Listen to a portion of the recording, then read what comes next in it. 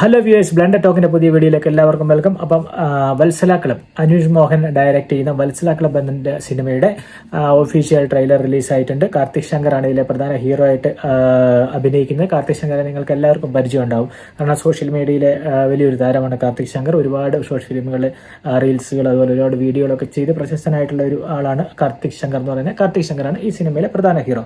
കാർത്തിക് ശങ്കറിന്റെ കൂടെ നമ്മുടെ അഖിൽ കവലയൂറുണ്ട്, അതുപോലെ തന്നെ മല്ലിക സുകുമാരൻ, അരിസ്റ്റോ സുരേഷ് ഉണ്ട്, അതുപോലെ വിനീത് തട്ടത്തിൽ ദാവീദ് ഉണ്ട്. അങ്ങനെ ഒരുപാട് ചെറുതും വലുതുമായിട്ടുള്ള ആൾക്കാർ ഈ സിനിമയിൽ അഭിനയിക്കുന്നുണ്ട്. നമ്മുടെ വാഴ എന്ന് പറഞ്ഞ സിനിമയൊക്കെ പോലെ തന്നെ ഒരു കൂട്ടം ചെറുപ്പക്കാരൊക്കെ കൂടെ ചേർന്ന് ഒരു സിനിമ ചെയ്യുന്നതാണ് ഈ വത്സല ക്ലബ്ബ് എന്ന് പറഞ്ഞു കഴിഞ്ഞാൽ. ആ പേര് തന്നെ അത്യാവശ്യം ഒരു വെറൈറ്റി ഉണ്ട് കേട്ടോ, വത്സല ക്ലബ്ബ്. ഒരു നാട്ടിൻപുറത്ത് നടക്കുന്ന കഥയൊക്കെ ആയിരിക്കും എന്ന് വിചാരിക്കുന്നു. വത്സല ക്ലബ്ബ് എന്നുള്ള പേരിന് തന്നെ ഒരു ഫ്രഷ്നെസ് ഉണ്ട്, ഒരു പുതുമയുണ്ട്. അത് തന്നെ നമുക്കൊരു ക്യാച്ചി വേർഡാണ്. നമുക്ക് ചിലപ്പോൾ പെട്ടെന്ന് സിനിമ കാണാനൊക്കെ ഉള്ള ഒരു ത്വര ഇതിൽ ഉണ്ടാൽ ചിലപ്പോൾ വരാൻ സാധ്യതയുണ്ട്. എന്തായാലും സംഭവം ഈ പറയുന്ന പോലെ ഒഫീഷ്യൽ ട്രെയിലർ റിലീസായിട്ടുണ്ട്. നമുക്ക് ഏതായാലും ഒഫീഷ്യൽ ട്രെയിലർ ഒന്ന് കാണാം. ചേട്ടനെ കെട്ടാൻ പറ്റുമോ? ഇക്കൊല്ലത്തോടെ മംഗല്യബന്ധ് എന്ന പ്രസ്ഥാനത്തിന്റെ മത്സര രംഗത്തു നിന്നും ഞാൻ ഇവിടെ വാങ്ങുകയാണ്.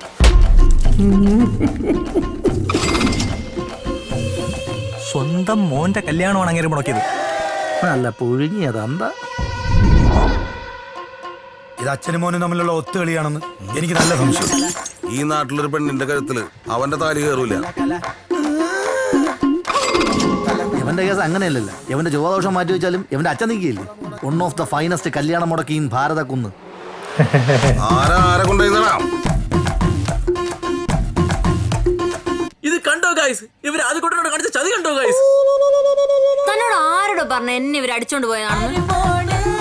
ഇന്നലത്തെ പരിപാടി പിള്ളേര് തകർന്നാണല്ലോ കേട്ടത്. അത് കൊള്ളാം. നമ്മളെ കള്ളുകൊടുത്ത് കുടിച്ച് നമ്മളെ ക്ലബിൽ കയറി നമ്മളെ ഭരിക്കുന്ന നീ ഒരു കാര്യം മനസ്സിലാക്കുന്നു, എനിക്ക് ആരും ഇല്ല.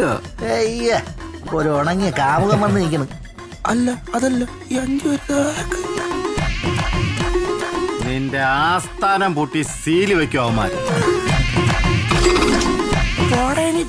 എനിക്ക് കേട്ടാനൊന്നും പറ്റൂല. അയ്യോ, അവന് വേങ്കിലേ ആ പെണ്ണെ ഞാൻ കെട്ടിക്കോളാം.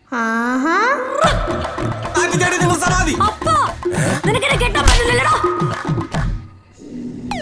എന്റെ വീട്ടുമുറ്റവാ, ഇവിടെ കിടന്ന് അധികം ബഹളവും വിളച്ചിലൊന്നും വേണ്ട. ഒരല്പം വട്ടി പിടിച്ച നാട്ടുകാരാണെന്ന് തോന്നില്ലേ? कैसे हो भारत को?